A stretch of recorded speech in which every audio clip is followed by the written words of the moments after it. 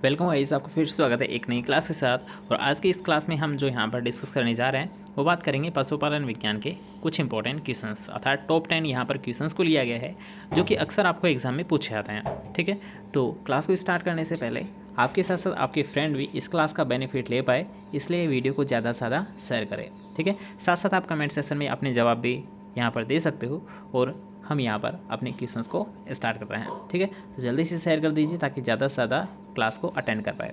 Okay, आज का हमारा जो फर्स्ट क्वेश्चन रहने वाला है उसमें आपको पूछा गया गलत युग्म, अर्थात यहाँ पर ऑप्शंस आपको दे रखे हैं, इनमें से आपको गलत को पहचानना है कि कौन सा यहाँ पर गलत दे रखा है। तो एक साइड आपको दे रखे हैं पशु और दूसरी साइड आपको दे रखा है पशु के मांस, अर्थात पशु का मांस क्या कहलाता है। जैसे कि एग्जाम्पल के तौर पर बात करेंगे तो बकरी का मांस क्या चेवन कहलाता है, भेड़ का मटन कहलाता है, मुर्गी का चिकन कहलाता है, गाय का बीफ कहलाता है, भैंस का बफन कहलाता है। तो याद रखिएगा ये एक ऐसा क्वेश्चन है जिससे आपके लगभग 5 क्वेश्चन यहाँ पर क्लियर होते हैं। ठीक है, तो सबसे पहले याद रखिए यहाँ से लगभग एक क्वेश्चन फिक्स है, लगभग हर एक एग्जाम में पूछा जाता है कि कोई पशु है तो इसका मांस क्या कहलाता है। जैसे कि अगर आपको पूछ लिया जाता है, सबसे ज़्यादा बार पूछा जाता है जैसे कि भेड़ का पूछा जाता है। ठीक है, भेड़ का सबसे ज़्यादा बार पूछा गया है, इसके साथ साथ आपको बकरी का भी पूछ लिया जाता है। तो आपको याद होना चाहिए कि जो बकरी का मांस है वो चेवन या सीवन कहलाता है, चेवन या सीवन भी इसे ही हम बोलते हैं। ठीक है, तो बकरी का मांस चेवन या सीवन कहलाता है, भेड़ का बिल्कुल मटन कहलाता है, भेड़ का मांस मटन कहलाता है, मुर्गी का मांस चिकन कहलाता है। ठीक है, गाय का मांस बीफ कहलाता है और भैंस का मांस बफन कहलाता है। तो यहाँ पर कोई सा भी गलत नहीं है, तो इसका राइट आंसर क्या हो जाएगा 6 ऑप्शन, मतलब कोई नहीं है। इसमें ये पूछा गया था कि कौन सा मैच गलत है। ठीक है, तो यहाँ पर सभी एक्यूरेट हैं। ठीक है, तो इनका राइट आंसर क्या हो जाएगा 6 नंबर इसका राइट आंसर हो जाएगा। ठीक है, चलते हैं नेक्स्ट क्वेश्चन की ओर। अब जिसमें आपको पूछा गया है कि माँ से बछड़े को अलग रखना क्या कहलाता है। तो ये कहलाता है, याद रखिएगा, बताइए अलग रखना। ठीक है, ये होती है वैसे सामान्यतः, क्वेश्चन को पहले समझिए कि याद रखिएगा जब डेयरी पालन किया जाता है तो उसमें क्या होता है, याद रखिएगा जो बछड़ा होता है और पशु होता है तो उनको क्या होता है 2 विधि से तैयार किया जाता है, अर्थात वैज्ञानिक विधि है वो 2 तरीके की होती है। एक में क्या होता है माँ के साथ बछड़े को रखा जाता है, एक में माँ से अलग करके बछड़े को रखा जाता है ताकि दूध की बचत हो और ज़्यादा दूध का मुनाफा हम ले सकें। ठीक है, ये मुख्यतः डेयरी जहाँ पर प्रोडक्शन किया जाता है, डेयरी उत्पादन जहाँ पर किया जाता है, ठीक है, डेयरी होती है उन्हीं में ये किया जाता है। ठीक है, तो यहाँ पर पूछा गया है कि जब हम अलग करते हैं तो उस विधि को क्या कहते हैं। तो जब हम अलग करेंगे तो उसे हम बोलेंगे, याद रखिए, विनिंग।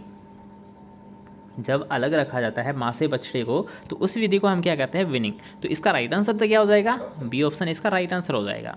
ठीक है, लेकिन अगर आपको यहाँ से ये क्वेश्चन पूछ ले कि अगर साथ रखा जाता है बछड़े और माँ को तो उसे क्या कहते हैं, तो उसे याद रखिएगा साथ रखा जाता है तो उसे हम बोलते हैं सकलिंग।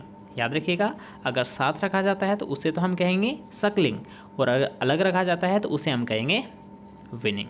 ठीक है, दोनों क्वेश्चन यहाँ पर क्लियर होते हैं। कोई सा भी अगर आपको पूछ ले तो आप आसानी से बता दीजिएगा। नकलिंग क्या होती है, नकलिंग तो आप जानते ही होंगे, याद रखिए दूध उत्पादन की विधि होती है नकलिंग, मतलब चुटकी विधि। तो चुटकी से हम क्या करते हैं, दूध भी निकालते हैं। वैसे याद रखिए नकलिंग एक हानिकारक विधि है, इससे दूध नहीं निकालना चाहिए, लेकिन ये उन पशुओं के लिए सबसे अच्छी मानी गई है जिनके जो थन होते हैं, ठीक है, जो थन होते हैं वो छोटे होते हैं, छोटी साइज में रहते हैं, उनके लिए नकलिंग विधि मुख्यतः प्रयोग में ली जाती है। ठीक है, क्वेश्चन क्लियर, इसका राइट आंसर क्या था, बी ऑप्शन। ठीक है, नेक्स्ट क्वेश्चन की यहाँ पर बात करेंगे। अब जिसमें आपको पूछा गया है कि उत्तम पशु चयन की सही विधि कौन सी है। तो ये होती है, याद रखिए, पहले ऑप्शन देखेंगे कि पशु को देखकर, उसके उत्पादन को देखकर, पशु की गुणांकन तालिका के द्वारा या फिर संतति परीक्षण के द्वारा। तो याद रखिए पशु का अगर आप चयन कर रहे हो कि कौन सा श्रेष्ठ पशु है तो इसकी जो पहचान की जाएगी, ये सबसे जो अच्छी या आप बोल सकते हो जो सर्वोत्तम विधि है, सबसे उत्तम विधि वो होती है उसका गुणांकन तालिका के द्वारा।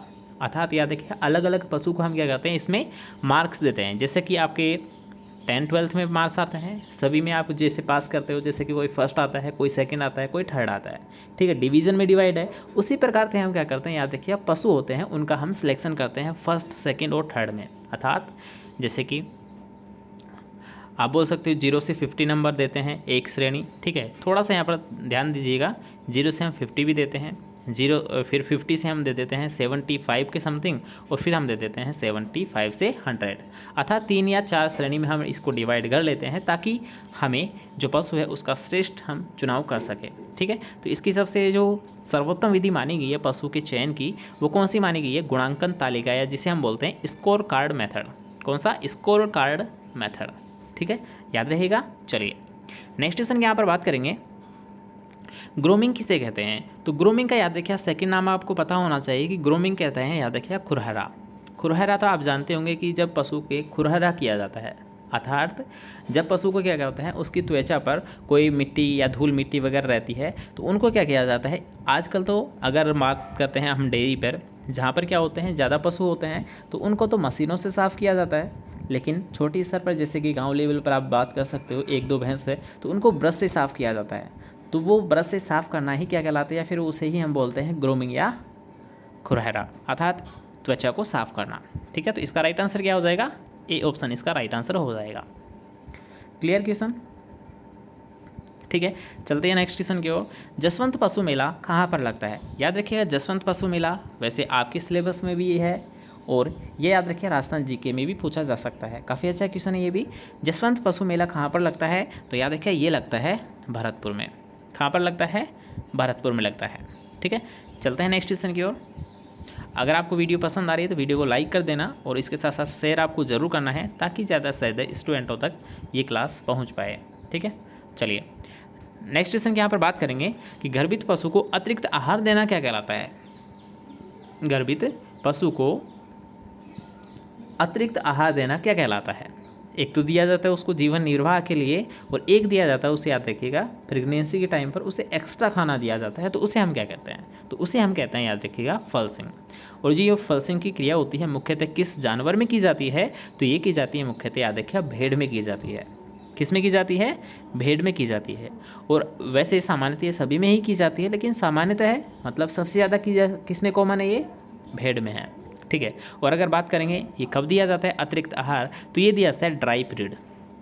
अब ड्राई पीरियड क्या होता है सर, ये भी बता दीजिए। तो ड्राई पीरियड होता है जब, याद देखिए, प्रेगनेंसी का लास्ट, या फिर आप बोल सकते हो लास्ट के जो 60 दिन है, ठीक है, ब्याने के जब 60 दिन बच जाते हैं, या फिर 2 महीने का जो समय रहता है लास्ट का, उसी को हम बोलते हैं शुष्क काल या ड्राई पीरियड। ठीक है, इसको भी याद रखिएगा, ये भी आपको पूछ लिया जाता है कि कितने दिनों का शुष्क काल होता है, 60 दिनों का होता है, या फिर आपको महीनों में पूछे तो आप बता दोगे 2 महीनों का शुष्क काल होता है। ठीक है, डिबीकिंग किसे कहते हैं? चोंच का काटना। ठीक है, चोंच काटना ही क्या कहलाता है? डिबीकिंग कहलाता है। डोकिंग किसे कहते हैं? याद रखिए, पशु का गिराना। पशु का गिराना, सॉरी, पशु की पूंछ काटना डोकिंग कहलाता है। पशु की पूंछ काटना डोकिंग कहलाता है। पशु को गिराना तो कास्टिंग कहलाता है, लेकिन पशु की पूंछ काटना डोकिंग कहलाता है। और डिबीकिंग किसे कहते हैं? चोंच काटना कहलाता है। ठीक है, चलिए नेक्स्ट क्वेश्चन के यहाँ पर बात करेंगे कि पशु की आयु ज्ञात करने की सर्वोत्तम विधि कौन सी है? तो जस्ट याद रखिए ये है एज ज्ञात करने की। पहले हम बात कर रहे थे स्कोर कार्ड मेथड क्या है, पशु को चुनने की सबसे अच्छी विधि है, लेकिन यहाँ पर पूछा गया है कि अगर आपको पशु की उम्र ज्ञात करनी है, आयु ज्ञात करनी है, तो उसके लिए सबसे उत्तम विधि कौन सी है? ठीक है, शारीरिक दशा देखकर, खुर देखकर, सींगों के द्वारा, या फिर दांतों के द्वारा। तो आपको पता था, याद रखिएगा, आपको बताया था हमने, ये कई बार क्वेश्चन करवा चुके हैं कि याद रखिए दांतों के द्वारा ही सबसे सर्वोत्तम विधि है, और उससे ही हम एक्यूरेट पता लगा सकते हैं कि ये पशु है ये कितने सालों का है। ठीक है, तो इसका राइट आंसर हो जाएगा 4th ऑप्शन। और इसके साथ साथ याद रखिए कौन से दांतों को देखकर ये किया जाता है, तो ये किया जाता है इंसाइजर या कृंतन दांतों को देखकर पशु की उम्र का चयन किया जाता है। पशु की उम्र का आकलन किन दांतों को देखकर किया जाता है? कृंतन या इंसाइजर दांत को। किसको? इंसाइजर या कृंतन दांत को देखकर किया जाता है, याद रहेगा। चलते हैं नेक्स्ट क्वेश्चन की ओर, जिसमें आपको पूछा गया है कि गाय, भैंस, भेड़ व बकरी में कितने दांत पाए जाते हैं? तो याद रखिएगा सामान्यतः है जैसे कि मनुष्य में कितने पाए जाते हैं, उसी प्रकार से गाय है, भैंस है, भेड़ है, बकरी है, इन सभी में भी 32 ही दांत पाए जाते हैं। तो इसका राइट आंसर क्या हो जाएगा? 4th ऑप्शन इसका राइट आंसर हो जाएगा। चलते हैं नेक्स्ट क्वेश्चन की ओर, अब जिसमें आपको पूछा गया है कि गाय की गर्भकाल अवधि कितनी है? अब याद रखें ये कॉमन क्वेश्चन है, लगभग हर एक एग्जाम में या तो गाय का आपको पूछा जाता है या फिर आपको भैंस का पूछा जाता है। ठीक है, दोनों में से फिक्स है, एक क्वेश्चन आता है। ठीक है, तो याद रखिएगा कि गाय की अगर आपको पूछा जाता है गेस्ट्रेशन पीरियड अर्थात गर्भकाल अवधि कितनी होती है, तो याद रखिए ये होती है 280 से 282 दिन।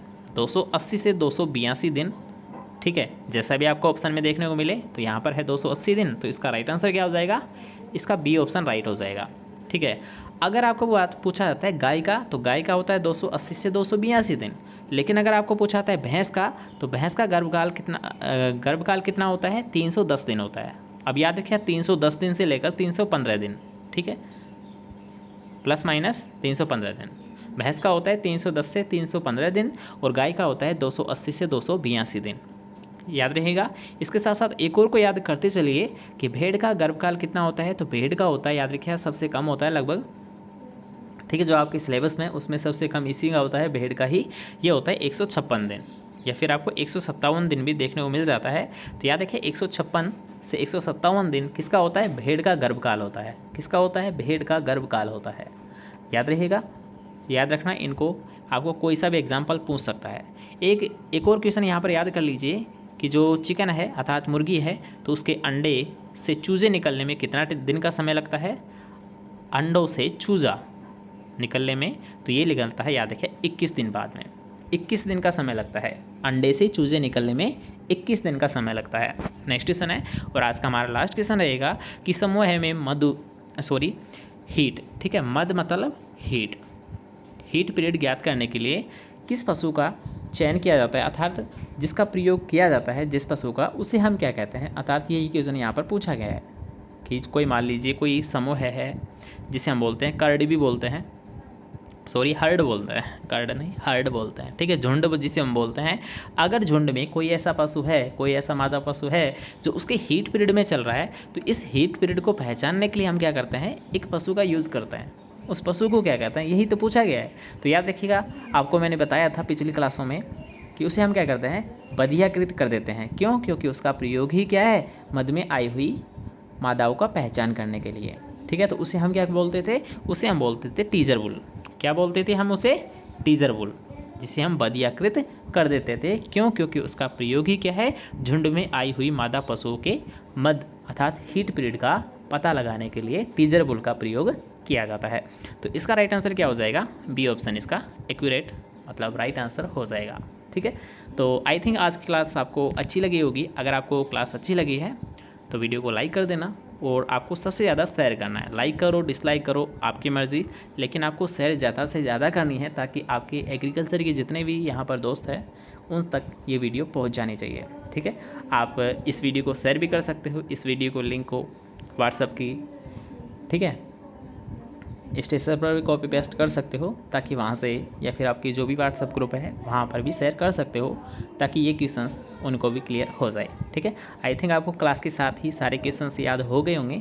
अगर नहीं हुए तो एक बार दोबारा से क्लास को रिपीट कर लीजिए, ताकि आपको ये क्वेश्चन फिर कभी नहीं भूलने की दिक्कत आए, ठीक है। चलिए मिलते हैं नेक्स्ट क्लास के साथ, फिर इसी टाइम मिलते हैं, ठीक है।